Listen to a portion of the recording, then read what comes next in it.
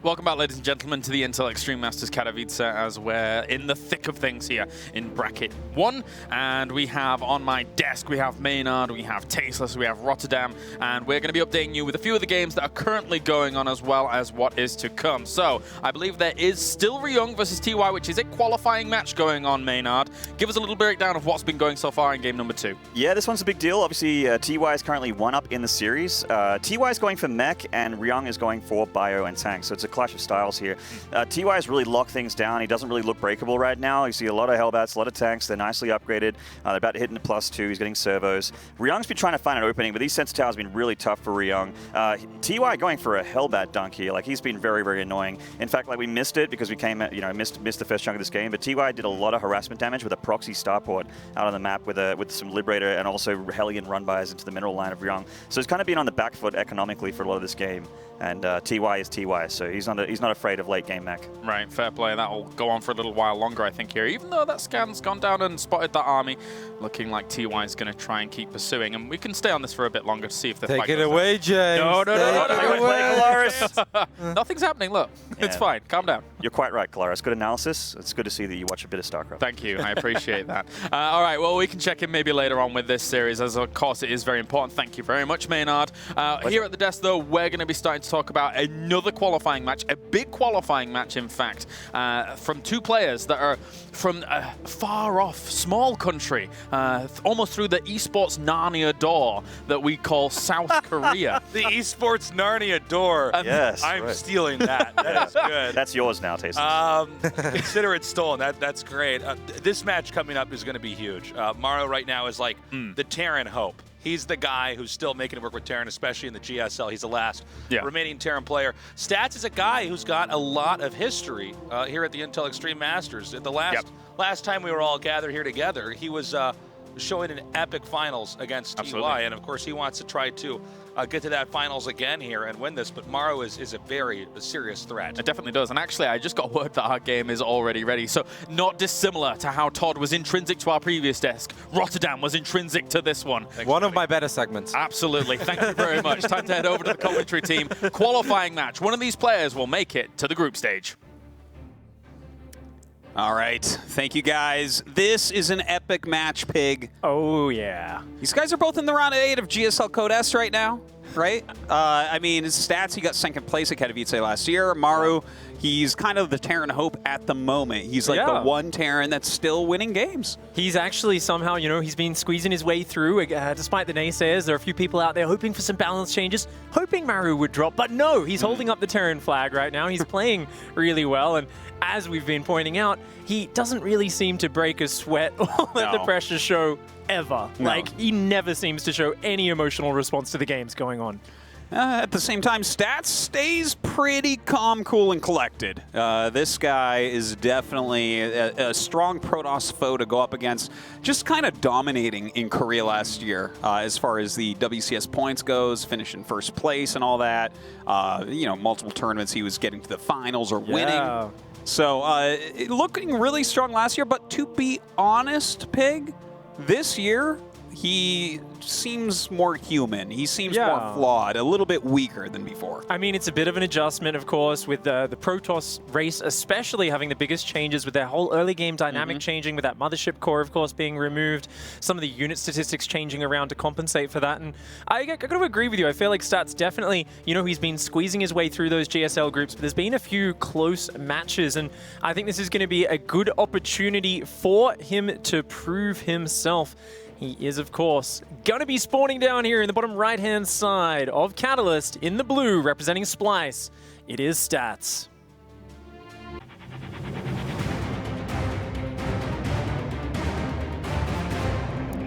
And, of course, the Terran hope, as we say, it's Maru.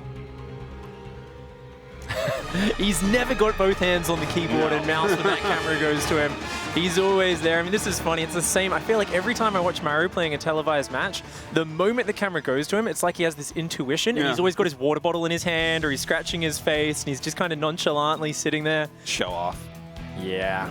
He's got those young hands. He's been training, in team houses since he was about 13 years old. He's one of these young prodigy types, and I think he has such a history and a lot of fans out there because he is so aggressive and so kind of tactics focused with his maneuvers. You're certainly right about this. And I mean, this is part of the reason why he can win no matter what the game is like at the moment. Even though some people might have a hard time with some of the switches and start going into more negative win rates in certain matchups, Maru makes his own luck. He makes his own balance to the game with the way that he's always attacking. But with that being said, Maru's style, to be honest, I feel like doesn't match up against Stats that well. I mean, Stats, Mr. Consistency, he's very strong defensively, right? He's one of these guys where he can kind of shut down those drops in multiple angles. So, you know, if you've got the multi-prong aggression, of course, we saw Maru pick Drogo apart, especially in that game number 2. He just keeps positioning and repositioning and eventually finds an opening. But, I mean, Stats made his name back in 2016, where he wasn't quite winning many tournaments, but he was always top 4 because he would just shut down aggression and be one of the strongest Protoss players in the late game. It's very true, and it's because he kind of just gets to the late game. Like, if you want to kill Stats, I feel like you have to do a big attack, just a massive attack, whether it's with a lot of Liberators or maybe just some sort of all-in, you know, one of these 5 racks plays that we see Maru come out with occasionally. But if he goes into just dropping all over the place, trying to out-multitask Stats, that's something you're not going to do too often. Interesting. We do see a Twilight Council first out of Stats. In the recent meta, pretty much always it's Robo or Stargate first, but going to be going either for a fast blink or potentially, you know, DT, something like that. And Maru opening up with, of course, Reacted Factory. What we're seeing so much, and we've seen a lot of people just dying to a couple of Cyclones and Hellions. Like, I wouldn't think Stats is the guy that would, but opening Twilight first especially, it doesn't give you anything to help you defend immediately. You don't have a Phoenix to pick up a Cyclone. You don't have an Immortal. It's all going to be about just shield batteries and Stalker micro. You're quite right about that. Well, at least he's not going to be sitting here with Adepts trying to clear it out like we saw Deer do in GSL. That's going to be even a little bit harder, even though, you know, obviously Cyclones can kill off Stalkers, especially when Blink's not ready. But let's see what Stats can do here. Again, you were talking about the shield battery. We don't see one yet. That's going to make this a hard hold. Thankfully, for Stats' sake, there is non-stop Stalker production, but remember, this gateway is exposed. If that pylon goes down and that gets depowered, that's it, it's lights out. There are 3 Stalkers out, a 4th one is on the way. The first Stalker already losing its shields. He's going to have to back up here, and he wants to get a little bit of damage done on those Cyclones before they get up close and personal. Oh, there are some SCVs coming to repair, so that makes it a lot harder. Oh my god, Stats almost picking up that first one. Good micro by Maru, pulling it back. Stats loses a Stalker here, but continues to push forward. Yeah, Maru has to get out of there. But he's got 2 Hellions coming as well. He's going to use the high ground advantage. Stats being very ambitious. Those Hellions rotating. They're looking for the flank. They want to get in that mineral line. The Stalkers are back, but the Hellions are going to slip past. One of them will get through. Good pro pull. Very nice around. Well, this is Stats for you, isn't it? His defensive play, second to none with the Protoss race, blocking absolutely everything. And the perfect follow-up. Double Forge, his Robo on the way. No doubt a 3rd Nexus is going to be coming also. Yeah, I mean, you give him an inch and he will run away with it. This is Stats in a nutshell. A lot of players look for counter-aggression after they win a fight. Stats almost always looks for how can I solidify myself a few minutes down the track. And double upgrades, a robotics now going out towards that 3rd base. This is a very good follow-up for Stats. Just going to look to edge his way forwards and get up into that big 3-base position. I'd assume probably just a big gateway composition, blink, charge lot.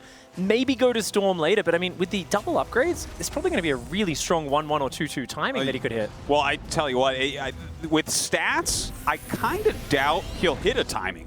I think what we're going to see from Stats is he's going to defend. He's going to have a lot of units. We might see a Prism come out, right? He has Blink. He can try to do a little bit, but with the current metagame the way it is, with the way Maru plays, if Stats sits back and gets into 2-2, the game will likely be over at that point. Yeah. That is a lot of the times the death blow to Terran. Of course, we've seen Maru rely on that aggression. He wants to get under the skin of the Protoss player usually, and we do see here, of course, the 3 barracks producing pretty much non-stop. All the upgrades starting to kind of line up with combat shields, +1 weapons, medevac production now starting 2 at a time. The Marine spots the Nexus and the Sentry, so valuable information. Maru knows, okay, Stats is going up to that economy stage. I'm going to need to get something done because I've delayed my 3rd command center a long time. And with only single eBay, no third CC, this is a situation where Terran says, I've got to get some damage. I've got to slow the Protoss player down. Yeah, he's going very heavily into Marauders here, but Stats is kind of ready for that. He's already made an Immortal, and that's a pretty early Immortal overall. A very defensive play, but one that is going to pay off here for Stats. Also, his 1-1 is going to be finishing just as this attack gets here. So, I mean, Stats has done a good job getting the tools that he needs, and I don't think he's going to lose his third base here. Yeah, Stalker's going to go forward. They go to pick off that Cyclone and blink on out of there. And here come a couple of very nice force fields. 3 Marauders getting trapped. That's a huge pickoff. Well, Stats is really getting ahead. Watch this. He's going to start 2-2 here. He's getting another Immortal. His charge is finishing up so he can start his Zealot production. And, I mean, I look at this situation. This is what Stats wants. This is how he wants to play. And all the aggression that Maru's put on has fallen on deaf ears. He hasn't been able to do a single thing.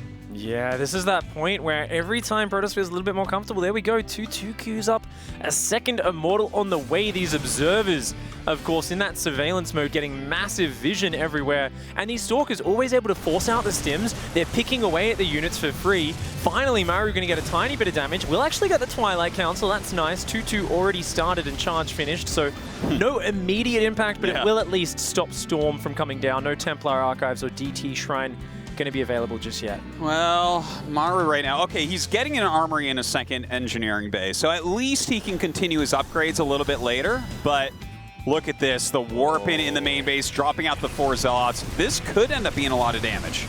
Yeah, already 3 or 4 SCVs going down. The Widowmine shots are nice. They do take out a few Zealots. And it is going to be defended by Maru, but not before a bit of economic damage is done. And this is so good for Stats because it pulls the pressure away from him. Maru on the other side is scanning. He's thinking about counter-dropping, but actually, ooh, Widowmine's looking for the damage on the probes there.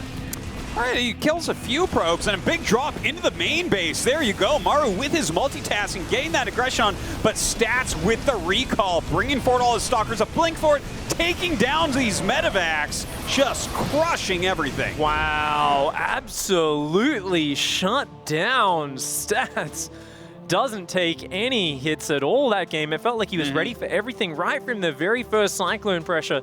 Stats was on top of that one. Well, you know, this is the story of Stats. This is what he wants to play against. He wants you to attack him and attack him and attack him and attack him. And that's exactly what Maru did. He played into the style of Stats.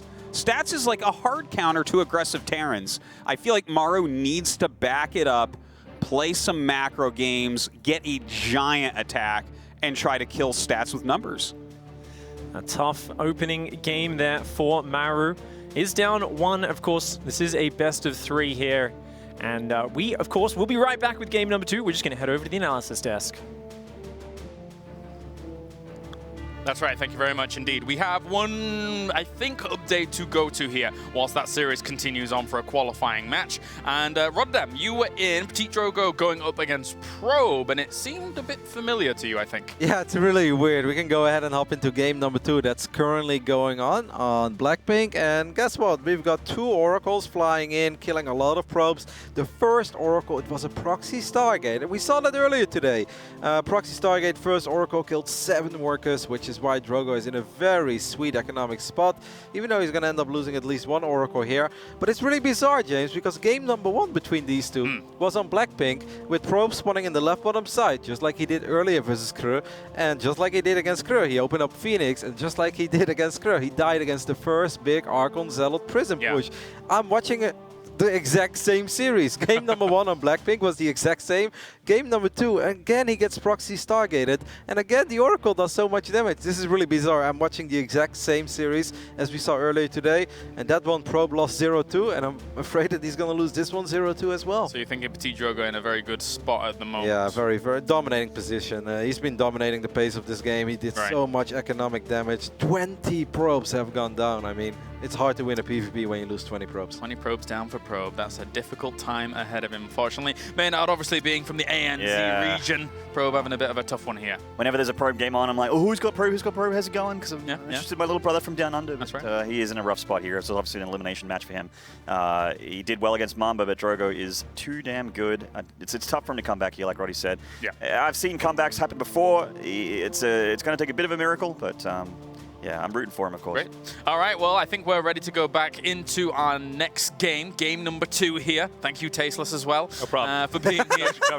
There's always one. There's always one. This is going great. Let's head to game number 2 now of our qualifying match.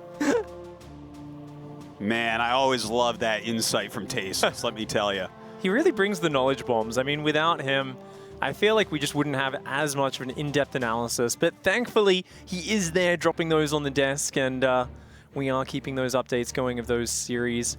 Maru here, feel like he does look a little bit annoyed at that last game, actually, with his posture there. Yeah, I mean, you are right. But again, stylistically, it's a hard matchup for Maru. He has to play outside of his own comfort zone if he's going to take down this just behemoth of defense in stats.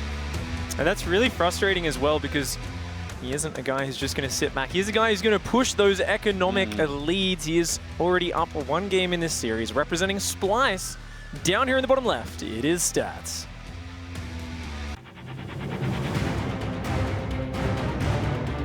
And of course, his opponent losing that first game, it's Maru. Of course, from Jin Air Green Wings, they've been doing really well recently. Oh, yeah. Ian SOS kind of leading the charge for the team. That's the dream when you get your own picture painted on an airplane, SOS style. I don't know if Maru has one yet.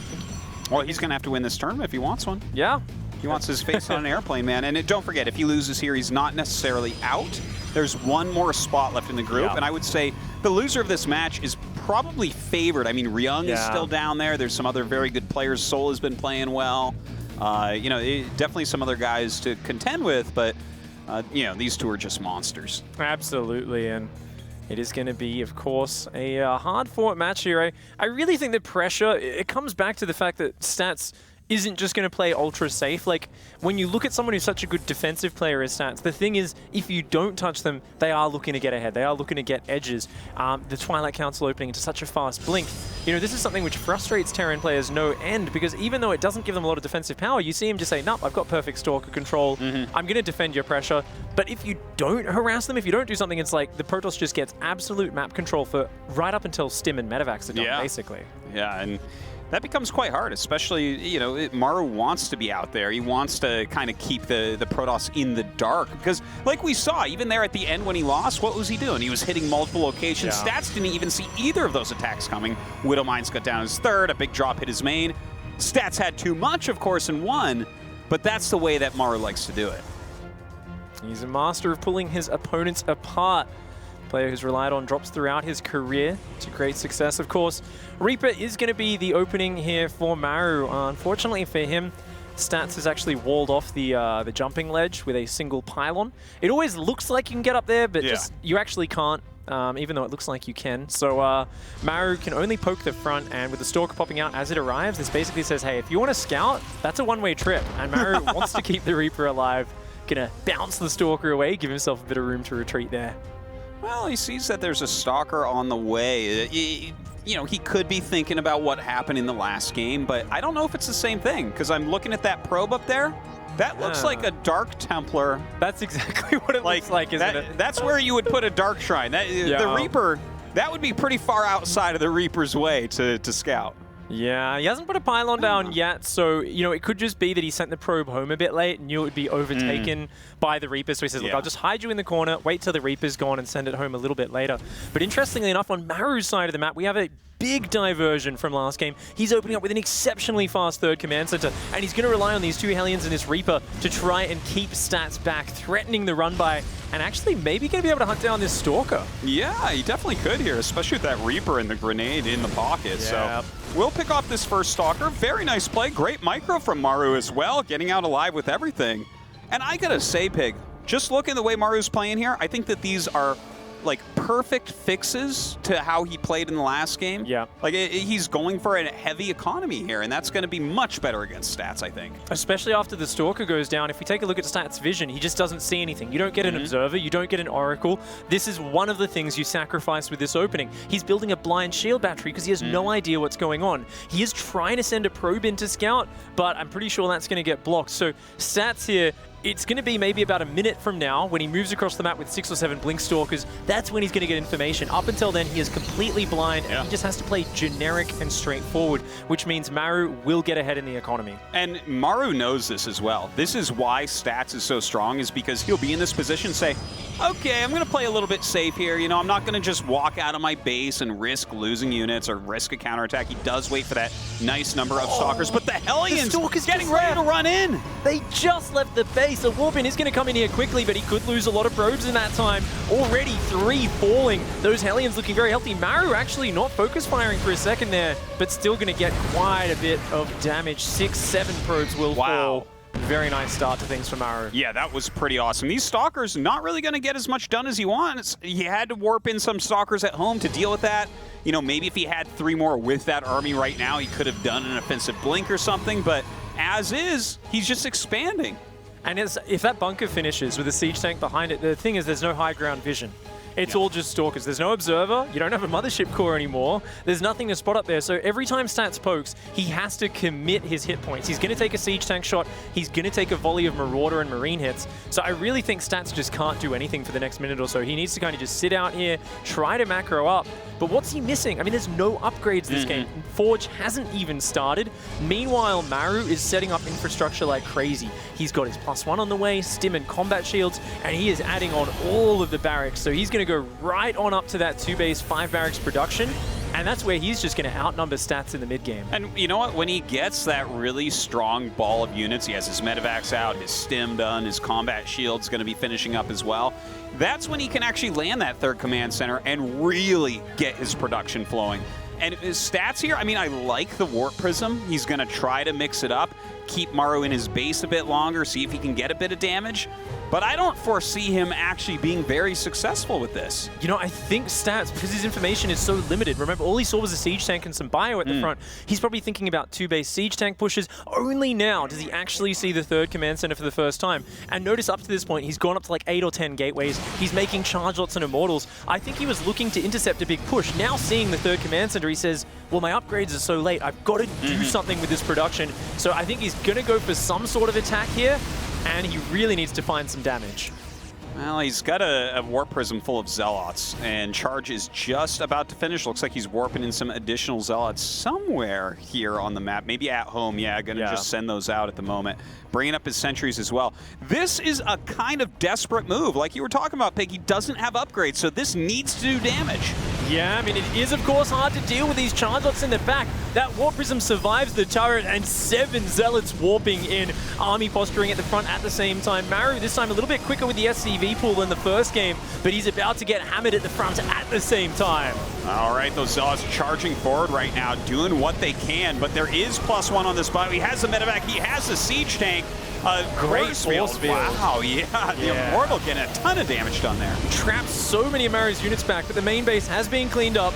Maru can bring those reinforcements back down. Stats knows he needs to do more damage right now, but it's fizzled out. He doesn't have any more charge lots here. The Warp Prism is gone, and without a frontal reinforcement point, Stats is forced to retreat. Oh man, he doesn't have anything going on right now. This is a very dire situation. Like he killed some units, he killed some SCVs. He's doing his best and still making charge lots, but if Maru just kind of plays this carefully and continues to macro, this is a big hill for Stats to climb back from. Yeah, I mean, when you're down in upgrades, it's always very nasty. He doesn't have any tech units. He's just got a few force fields and that one Immortal. He is going to actually have a nice little turnaround here. Maru getting slightly over-eager, but once the charge lots are gone, the Stalkers are so fragile.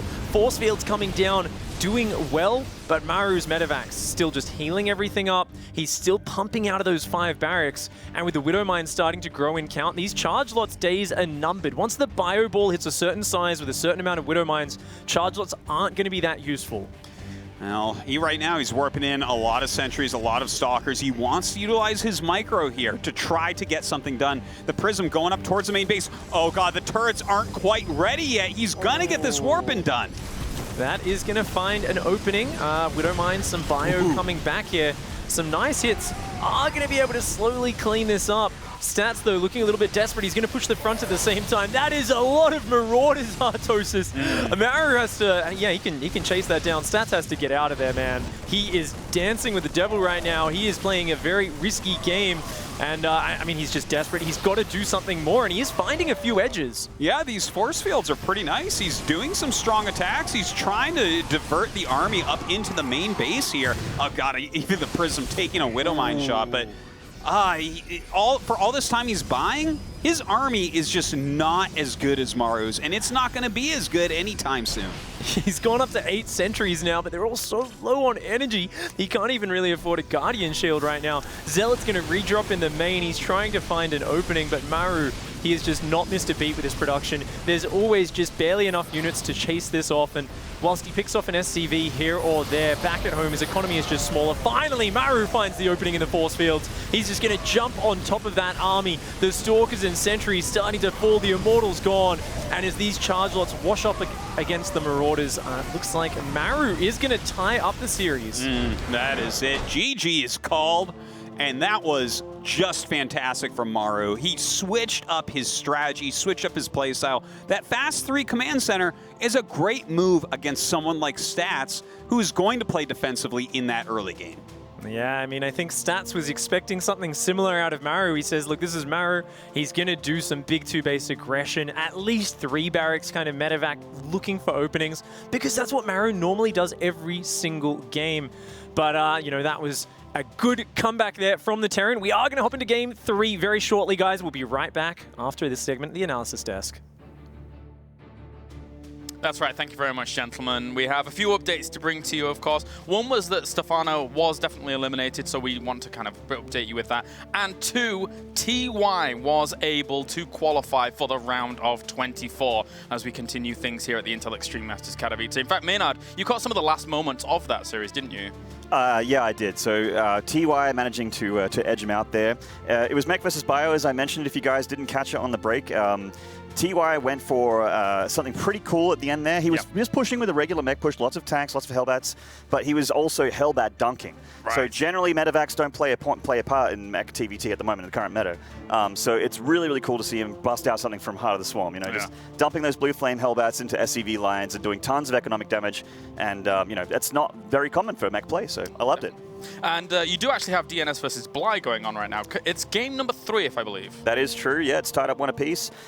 It's looking like, you know, the game's not going to end for any time soon. You know, Bly's going Lingbane, Hydra, Ho-Hum. Lots of Zergs have done this against Protosses before. And it's just, you know, the counter. He's going for Storm, charge a lot of Archon over here. Neither player's really done a ton of damage. Bly's been trying really hard to sort of, you know, get Lings into this spot here. DNS has been very on point with his defense, always having that natural lockdown. Bly hasn't been finding those openings for his Zerg units, and he's trying to go for a sneaky Spire here as well, which could be pretty cool, but DNS sees that with that Phoenix. Not so sneaky. Not so sneaky anymore. Hey, mate. Very quickly spotted. Well done, Rotterdam Phoenix. All is good in the world. And then, well... Okay, Mine wouldn't die. No, indeed. I was about to mention. Thank you very much, Maynarde, for giving us that recap. My pleasure, mate. Tasteless, I think that Kerr versus Soul is going on in your game right now. What was happening there? That's right, yeah. If we want to jump in game, I could show you guys. It's been a pretty back and forth PvT up until now. We've had a lot of pushes coming out here from Soul. It should be noted Soul was the player who actually took out Stefano, by the way. But yeah, right now we're just seeing what looks to be the 4th base, an attempted denial where see if any storms get off here. No. Killed it. Oh, he actually takes it out. So I got to say, Soul's looking very good. It's not clear this game's over, but I did get to spec Soul briefly when he took Stefano out, and it was an impressive series. All right, thank you very much, gentlemen. I'm being pushed now. Once again, Rotterdam, great segment. We are going over to game number 3 as we find out who is going to qualify for the round of 24. All right, thanks, guys. Game number 3, Maru versus Stats. Who takes a pig? Putting me on the spot here, Dan. I'm putting you on the spot. I feel like Stats, honestly, is the one who I feel like is going to be more comfortable in this game number 3. The thing that worries me is that he might just play the same opening, and I feel like he should probably mix it up a little bit. You know, maybe he just says, nah, look, I'm going to play the same, but I feel like the problem there, we saw it. With that opening, you open Twilight, you don't necessarily have scouting. Yeah. And if you're playing blind, Maru's shown he can change it up. He's got a good range on him. He's not playing predictably, so I think as Stats, whether it's an Observer opening or a Stargate, you've got to get a bit more information. Okay, well, we'll see how that goes. Stats in the bottom right.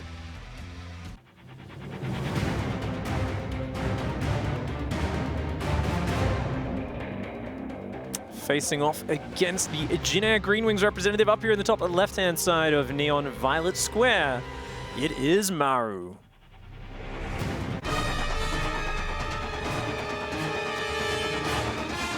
I'm interested, Pig, in your thoughts about Neon Violet Square and TVP. This is an interesting map. I mean, it's always weird to have one which is, of course, forced into the sort of more economic stage a lot of the time with the easier to take expansions. But, I mean, really, especially for Terran, you don't really want that back expansion. In this matchup, gas is not that important for you. It's all about minerals. So only having a 4 mineral patch expansion in the back, not as good. So the Terran player, I feel, doesn't really benefit from the free expansion in the back. So, you know, I would kind of tend towards saying it's a bit more Protoss favored, but you've got to pay attention to the main base as a doom drop area where just big drops can come in. Liberator siege ups always find good angles on this map. So definitely Maru might find something with those drop angles, but it's going to be something that Stats is so prepared for. Yeah. Like, we're going to see observers watching everything that's going on. He's always going to have stalkers in position. Whether or not Maru gets a chance to take advantage of that is something we'll have to wait and see. Well, that looks like very standard openings from both sides as of right now. You know, it's definitely a map where we see a bit of cheese from Protoss from time to time. You'll see like a proxy Stargate or something like that, but it doesn't look like that's going to be where Stats goes, especially with this Reaper expand coming out of Maru. That probe, of course, was trying to be annoying, did try to delay the command center, but Maru was on top of that. You know, the one thing we need to see more from pro gamers, I feel like we need to see a little bit more spray paint on the ground. That's not banned, right? Like, that's not like skins or anything. There's no way that's banned. Yeah. Of course you can spray paint. Yeah. They are missing that style, aren't they? Yeah, they really need to bring it out. You know, Huck could be drawing love hearts back in the day with his pro patrol paths and stuff.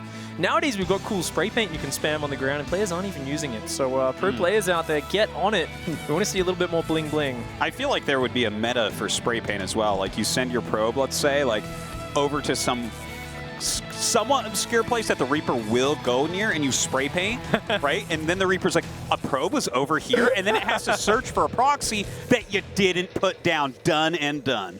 The next level mind game. Speaking of that, this probe comes up. It does actually spot that extra barracks going down, and this is a fast third command center once again.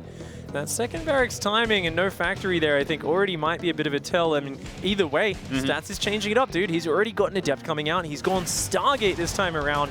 I love to see this change up. He's going to have all the information this time around. And I think a Stargate opening in a situation like this is fantastic. You get 2-3 oracles, and you can just take your third Nexus immediately. Like, you, off of 1 or 2 units, this is very simple against a build like what he's up against. Ooh, looks like this Reaper going on a one-way trip. Would love to spot the Stargate, but doesn't go in the right direction and does not see that. So, of course, the Oracle might be able to find its way into an undefended mineral line if it is lucky. Those Marines are out, but they're not quite defending the minerals because they're not sure what the follow-up is just yet. Well, I think Maru has a good idea. When you see the Adepts early on, that points towards the Oracle a bit more since it is so gas-heavy. Stats of previous 2 games going Stalkers, so a decent amount of information, and Maru's pretty much ready as this comes in. Turret finishes right on time. 1 SCV does go down, and of course the Oracle now takes 3 shots to take down Workers and Marines, so it's only going to get 2 SCVs. Still, not a bad start to things. The Oracle takes 0 damage. It's still going to be alive. It's going to be able to wander around and scout everything that goes on. And behind that, the other Oracle going to meet up, add a bit of power to that harassment. Yeah, and this is cool. I love to watch these 2 builds actually meet up against each other. You notice the Stats adding all of his tech behind that third Nexus, knowing that there's really no way for Maru to leave his base as long as he doesn't lose these Oracles. Oh, this Oracle with only a little bit of energy, but Stats actually says that's enough. I can come in there with the other one and, overstays. Big mistake there. Of course, Oracle's a bit of an interesting unit with the way they micro. If you ever actually let them stop moving completely, they lose their acceleration. They take a very long time to start moving. So there's a trick to it where normally you'll see pro players move and shoot very quickly, so the Oracle kind of slides around and never fully comes to a halt. But Stats accidentally, he was too focused on pulling back the other Oracle. He let it come to a standstill, so even then, giving it the retreat command, it just took forever to get going, and the Marines were able to focus it down. Indeed, and okay, this is actually something that I wanted to bring up before. I love what we're seeing here from Stats, the Colossus tech coming out immediately. Like you said, this map might be a little bit better for Protoss because Terran relies so heavily on minerals in this matchup. But when you take this quick back third as Protoss, the current Protoss meta is very charge lot heavy. Yeah. But this doesn't, that's a mineral heavy unit, right? But if you go for an older style, like into Colossus tech, in an easily defensible 3-base position like this, with those less mineral patches but having the extra gas, Colossus play is fantastic. Yeah, these Colossus with the Blink Stalkers backing them up will be very nice. And you can even add Storm on a little bit later. What I find very interesting when both players go for these third bases is who goes for the faster fourth. And that's really an information game. That's why we see Maru constantly sending these Marines out, because he wants to spot, hey, Stats, you rushing the fourth base. Because if you let your opponent get the fourth, suddenly they unlock so many more mineral patches. They can go up to like 80 workers. But if you're just on this back third, you see both players in the mid to high 50s on workers. This isn't as strong as your normal 3-base economy. So there's actually a lot of differences in how they're going to play based on who rushes out that fourth base. And for now, looks like both players respecting each other, and the fourth Nexus going down for Stats. I do love the to and fro that you described, though, like with Maru going to check it. Stats knows he's going to check it. So his adepts are there. Hey, you don't have any idea when I'm taking it, Stats says. So nice counterplay right there. But he has his Colossus coming out. His Blink is going to be finishing up. And this is going to be a pretty unbreakable position. And I feel like if Maru is playing this right, when he figures out exactly what's going on, he just kind of needs to expand. He needs to make sure that his armory is on time for his additional upgrades as well. Love the observers there, pointing out that it is almost pure Marine for Maru this time around. And that's the last thing you want against these Colossi. Of course, for some viewers who might not have been watching too much in recent months, Colossi now doing massive damage to light units, so they actually aren't as effective against the Marauders, but they are much more effective against the Marines. So something to keep an eye out for in the engagements is if those Colossi are able to kind of contact their lasers with a tight clump of Marines, they'll disappear very, very quickly. You'll notice during battles that the Colossus will start shooting, and then the Protoss Pro will normally retarget it on Marine clumps. And also, you notice that there's a slightly different unit comp a lot of the times is you'll see like 3 Colossus, then oftentimes into a few Immortals just to kind of shore up against those Marauders that just don't seem to die against Colossus. This is interesting. Stats going for a very fast fleet beacon here. And there's a fusion core already on the way from Maru. So I think both players are saying, look, it's the macro map. I know you're building up to your super late game tech, the Range Liberators. I'm going to get that Tempest tech open, or maybe even Carriers, but I think it would probably be Tempests to I would away be those so Liberators. surprised if he went Carrier. That would be super cool to watch. But, you know, this isn't SOS, okay? This is Stats. I think he's going for the Tempest play. And it is a great counter at this point. With the type of army that he's been building, really, that's the only thing he has to be afraid of at the moment. And from there, you know, what do we have left to fill out? Like, we can get some Psy Storm for Stats, add in some of those Immortals, you know, make sure he has his upgrades going. And then as far as Maru goes, well, Ghost is about it. That's all that's really left. Maru's desperate to get both information and pressure at this stage. We've got these double drops on the north and the south, both posturing, looking for a bit of an angle. Maru's got to be very careful, though, because there are Blink Stalkers out. Good pickup. But at the same time, these units in the south trying to pressure.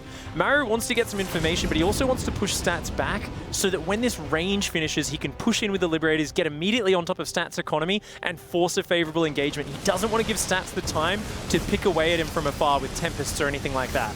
Look at that beautiful Widowmine burrowing here. Oh my god, just great hits, really hurting the Zealots and getting a ton of probes here. Maru's drop doing a huge amount of damage, and with this defensive Liberator play, we're not going to see anything out of Stats on this side. You got to recall Stats. You're not actually getting anything done there. Okay, it looks like his reinforcements just barely able to clean up these units on the third, but not before 16 probes have gone down. And of course, with Mules dropping out of 3 command centers, that does give Maru an economic lead. And this is a crucial moment because Stats was about to get to the point where he said, hey, I'm adding disruptors, I'm adding 3-3, I'm going to be maxing out soon. Now he's got to spend money replacing those probes. His economy is going to take a dip. And this gives Maru a much bigger window to kind of get into this late game army and compete on Stats level. I really feel like Stats was about to run away with the late game army, but now Maru has a bit more time. Yeah, and he's getting all the right units here. I love the Mass Liberator. Even if you're playing against some Tempests, you can move very quickly with these. Stats is going to need to make sure that he is zoning out a Liberator push. You don't want the Liberators to get near your base and siege up. You'd much rather make them siege a few times on the way back, pick them off, kite a little bit there with your Tempest. So let's see if Stats kind of regroups here and moves out.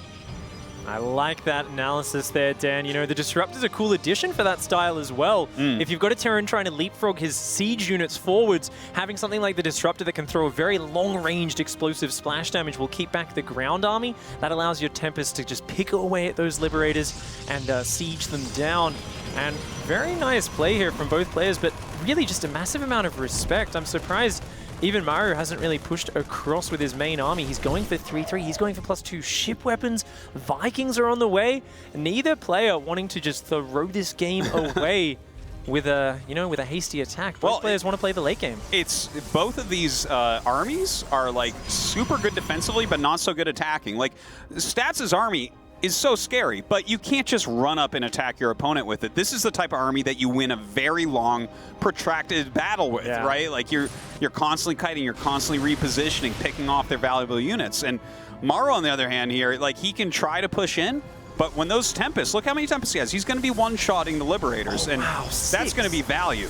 Yeah, that's massive, and that's such a large amount of army supply used up on that unit, which has relatively terrible damage output in terms of that. It's about its ability to pick away from it fast. So he's got to be very careful using these other units to support those Tempests. And Maru looks like he's had enough. He says, okay, let's push across. He's got 28 Marines. He's got a ton of Marauders, 9 Liberators, a couple Vikings in there as well. Is Storm finished? I don't think it is right now. No, it is not.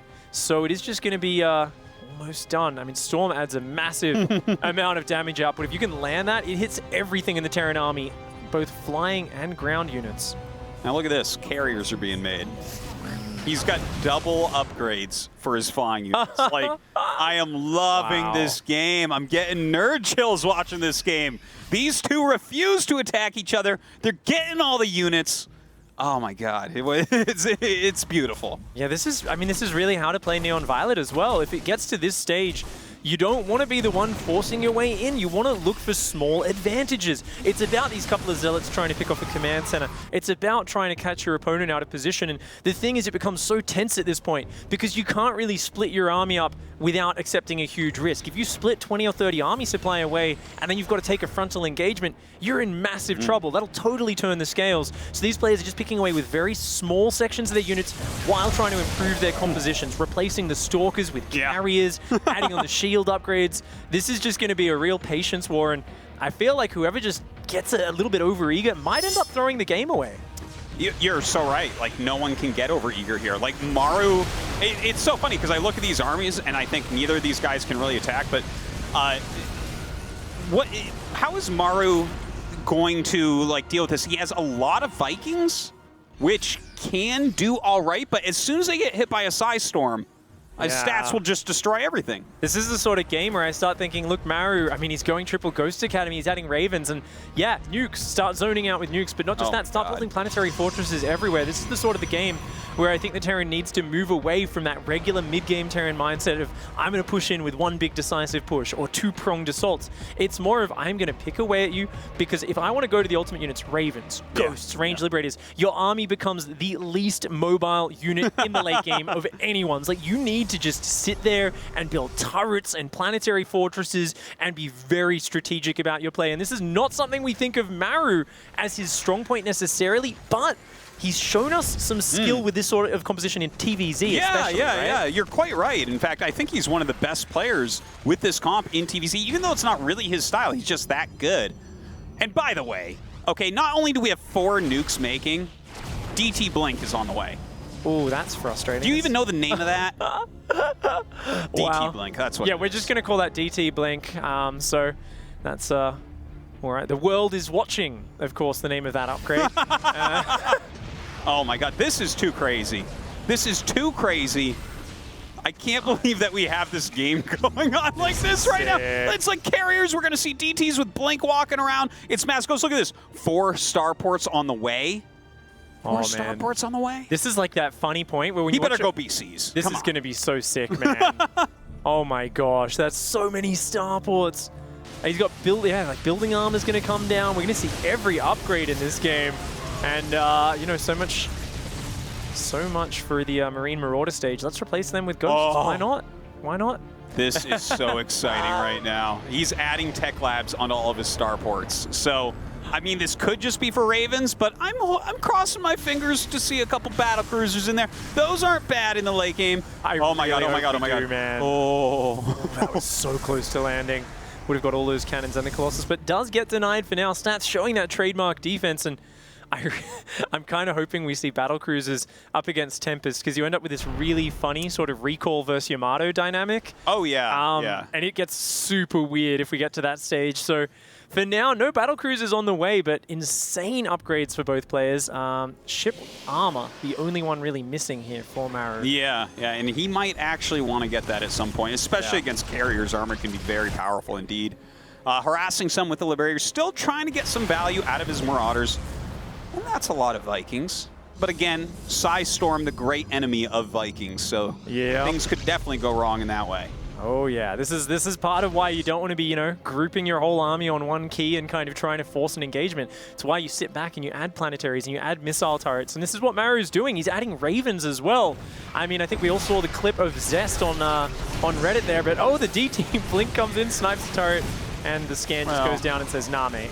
That's pretty funny that he thinks that there's any possibility there would not be a scan available, but okay. I mean, they have the money. They can try it. You know, if Maru messes up, doesn't have that scan, maybe he gets a free base, but... Oh, geez, a lot of Ravens on the way right now. I mean, it's going to be anti-armor missiles, right? It's got to be mass anti-armor missiles. And the funny thing is, it actually hits so quickly and it's so hard to dodge. The evolution it's not even about the armor. It's just about stacking so many 20 damage missiles on top of each other. If you can land like 20 at once, it just annihilates an entire army. By the way, the Ghost looks hilarious running without his gun at the speed that it's at right now. That's like the sickest power walker. That's the Ghost that goes to the mall in the morning to walk. But look, you're definitely right about the missiles. But let's not forget that High Templars kind of counter everything in the late game, don't they? Yeah, that's exactly. That could be an issue. Feedback, Storm, very powerful against Ravens, and a lot of it will be a battle for vision. And we've seen time and time again that a patient Protoss player using Revelation on the Oracles usually wins the vision war in the late game. Yes. So, you know, it's going to be hard for him to find an angle in. Already these High Templar are doing well. The Marine Marauder wants to get traded out here, and Maru doing probably the best he possibly can. Looks like he'll snipe a base, as well as trying to use a nuke here on the defensive to zone out this army. He realizes just how scary this carrier count is, because all of his bios on the other side of the map. And I mean, these units just aren't what he wants to fight carriers anyway. He needs a higher tier army. Cancels that nuke at the last second. Doesn't want to take out his own missile turrets. Yeah, doesn't want to optimist himself there, but you know, he's careful about it, and Stats pulling back for the time being, recalling, going to deal with the rest of these. Hey, he traded out this Marine Marauder pretty well. Yeah, that was actually not bad. A lot of the time it does get very awkward when you get stuck with all those low tier units. I mean, 8 carriers are out now. You're going to need a lot of units to take that out. I mean, Vikings are so weird at this stage of the game, you know, because you've got to keep the High Templar away. Sometimes we see people spreading them across like 6 screens worth just to try to get them spread out enough to dodge the AoE. And I mean, that's the real challenge here for Maru. He needs to land sick EMPs and snipes. It's all about the Ghosts versus High Templar. If he can win that, he has a chance in the air war. What do you think? Do you think Liberators, does he have enough to take down the Interceptors, or will he just use them for anti-ground? I think he'll use it for anti-ground for the most part, but the thing is there's only 2 Colossus left, as well as, well, the High Templars are very important to get back. The one thing I feel like is missing for Stats right now is additional Oracles, because at this point of the game, as long as you're tagging everything, as long as you're making sure that you have that additional vision, you should be able to win that zoning war, in my opinion. Yeah. Oh my gosh, here he comes in. Mass anti-armor missiles. Almost all the carriers go down instantly. The Vikings and Ravens back off. Oh my god, what did we even just see there? 6 carriers and like 1 or 2 Tempests just disappeared. I wish I could have seen Stats' face when that happened, man. He would have a frown right there for sure. This is so sick. Oh. Wow, Maru's got a massive SCV count, so you'll notice he keeps using these nukes defensively. They're not like panic nukes. It's not like he's like, oh, I'm going to die. These are just like, look, I'm going to try and mine a lot more than you. Stats is down at 46 probes. He has the more ultimate army, but look at his bank. He's way low on the minerals. Even though he's got a sick gas count, Stats can't really just throw away an army. Like, he cannot replace it, whereas Maru, he's kind of focusing on building his bank up a little bit more, and if he can secure 1 or 2 more expansions in the next few minutes, I think Maru will have a very good chance in the following stages. These sort of TT warp-ins are actually going to take down the Planetary? Oh, wow. Man, that's insane. Well, turns out DTs actually do a lot of damage. Yep. But was that worth it? DTs to go down. That's like 12 DTs. 8 that's a lot of DTs for a Planetary is not actually worth it, I would say. Like, yeah. DTs are expensive, man. Much more so than a Planetary at this point. But in the short term, it will delay. No, it won't delay Maru's mining because he's just landed one of his 12 other command centers that was just sitting around. So he's totally fine. Yeah, he doesn't care at all. Stats is really going to have to get his mineral bank back up a little bit. And I want to see a little bit more usage of oracles here. Like the Ravens came out of kind of nowhere, and he didn't realize that. If you are going to move anywhere with this super expensive, oh my god. Oh, that is crazy. No, he doesn't know where it is. Oh, okay, he does end up revealing it. Yeah, something you got to remember. It's like, well, that would be a funny way to end this game, but some people actually haven't played a lot with the new Disruptor, so they don't realize it won't activate on cloaked units. It'll only activate if you can see the unit that the ball passes through, so he might have actually been going for it that way. Still throwing those nukes down left and right. But yeah, I mean, he needs to see the Ravens coming. He needs to utilize High Templars to zone them out. Because if that happens one more time, the mass anti-armor, he's just going to lose the game. It's just too expensive. Of course, nukes spell, which is very hard to land. It's much more about forcing a reaction, forcing your opponent to move around, creating threat and danger, and very occasionally do we see one actually land in a crucial spot, ending the game. Of course, that red dot visible there to Stats, and he's actually going to leapfrog these nukes forward into that gold base. Stats trying to rotate around. He wants to punish this army, but Maru, I think he's going to realize the threat he's under, and he's just going to start to escape here.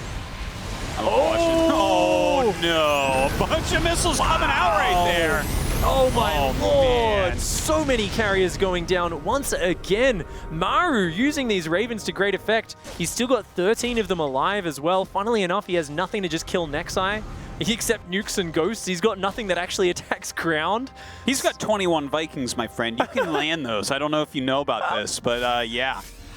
Have fun getting bathed in storms the moment, the moment Stats walks up there with his High Templar, though. Hey, this is actually insane right now. Maru's bank still looking so healthy, and he's picking away at Stats. Stats does land a nice zoning storm there to push back the Liberators. Maru can't get over Eager. I think he's going to go for it. He's got so many Liberators there. Their splash damage is massive. The Disruptor's zoning out the Ghosts. Stats is on the run right now. He is so afraid of this force. Anti-armor's landing on everything. Another wave of them are going to go down. Ooh, some panicked moves here by Stats a few times, just spamming his spells everywhere, trying to get anything done. All of his carriers in the deep orange. Oh, one storm lands on the Vikings and Ravens. They take epic damage. They are getting very low. Maru, is this an overcommitment? I don't think so. I think he's just done it. He's taken out the Colossi, every single air unit, and even landing a few missiles on the Stalkers for good measure. I mean, you definitely could be right about this. Like, it seems like Maru has definitely taken a strong... Okay, Disruptor's killing Vikings. We've seen everything.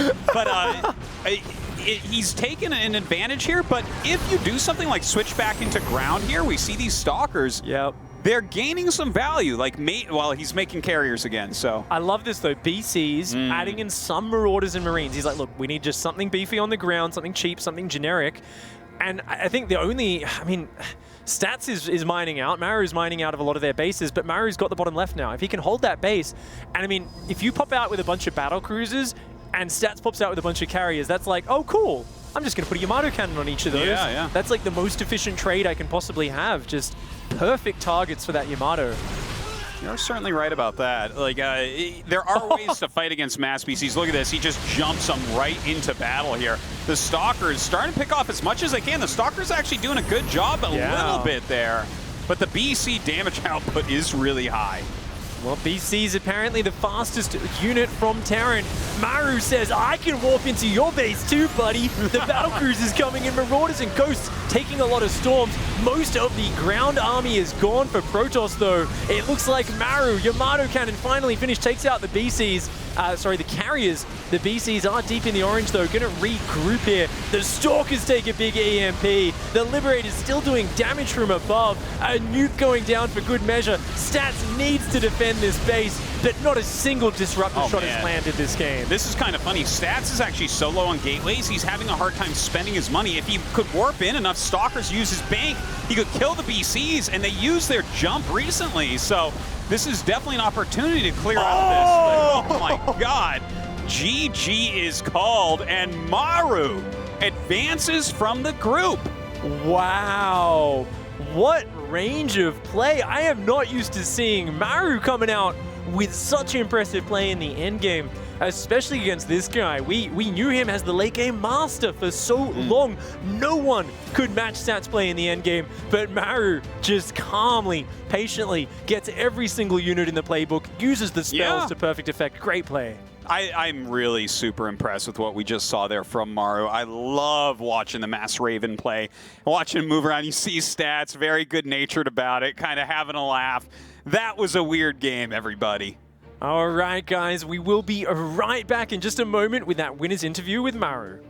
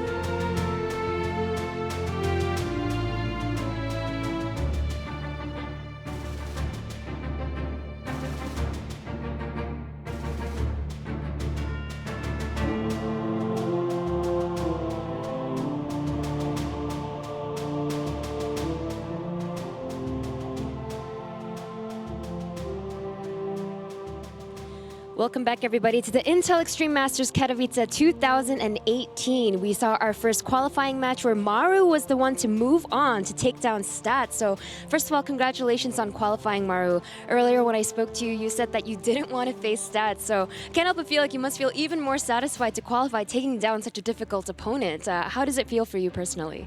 아까 전에 김대엽 선수를 만나기 싫다고 말을 하셨는데, 그래서 진출도 진출이지만 그 어려운 상대로 이긴 만큼 더 기분이 좋을 것 같은데 실제로 어떠세요? 일단 올라가게 돼서 정말 다행인 것 같고 그래도 대엽이 형을 이겨서 더 좋은 것 같아요. 제가 토스전에 자신이 없었는데 이렇게 올라가게 돼서 기쁜 것 같아요. So he says, first things first, I'm so happy that I was able to qualify. That was definitely my first goal for me. And in terms of facing Stats, I really wasn't feeling confident because TVP is definitely my weakest at the moment. But because I was able to beat him, I'm very, very happy that I was able to qualify. And I want to bring up that third match because it was definitely the longest game and it turned into a really interesting game. In that late game, especially in a late game that Stats performed so well in, how were you able to take him down? 세 번째 경기가 되게 재밌었고 되게 길었는데 특히 김대엽 선수도 후반에 대회에서 잘하는 선수이기도 하고 그래서 어떻게 해서 이길 수 있었나요?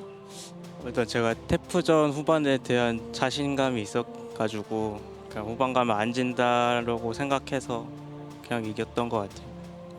So he says, actually, when it comes to my late game TVP, I'm really, really confident. So I just thought to myself, as long as I can take it out to the late game, I can win this game. And I think because of that, I was able to win. And now you are moving on to the group stage. There's so many amazing players here at the Intel Extreme Masters Katowice. Are there any players that you're looking to avoid at all, or are you confident no matter who you face? 이제 진출을 하셨는데 혹시 피하고 싶은 선수 있나요? 아니면 누구든 자신 있나요? 그냥 팀원만 아니면 될 것 같아요. He says simply, I just don't want to face any of my teammates and I'll be happy with that. So congratulations again. And with that, Maru will be our first player to qualify at the Intel Extreme Masters. That's right, and what a game to conclude things there with Maru advancing on. Gentlemen, we were jumping up and down here. That was absolutely crazy. Rotterdam, I'm going to start with you because that was phenomenal.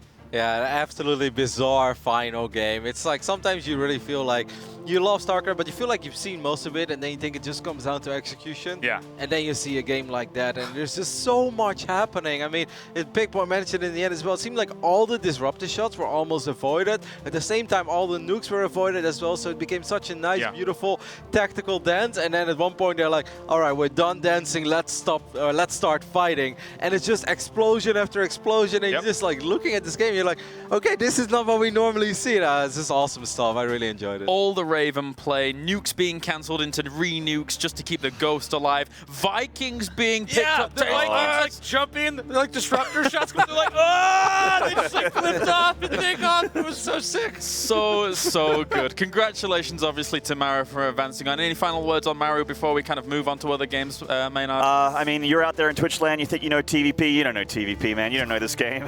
Get out of here.